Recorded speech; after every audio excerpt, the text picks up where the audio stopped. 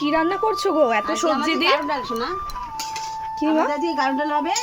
এই যে সব সবজি দিয়ে, সব যত সবজি আছে বাজারে সব সবজি দিয়ে ডাল হবে। আর এই প্রেশার করে ডাল বসিয়েছি।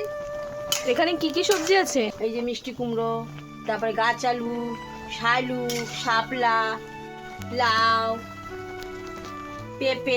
গাসির ডাল বা গাড়ুর ডাল, এই কথাটা হয়তো তোমরা অনেকেই শুনেছো। আজ আমাদের বাড়িতে নিয়ম আছে গাসির ডাল রান্না করার। আজ হলো আশ্বিন মাসের একদম শেষ তারিখ, অর্থাৎ আশ্বিন মাসের সংক্রান্ত দিন আজকে। আর কালকে পড়বে হচ্ছে কার্তিক মাস।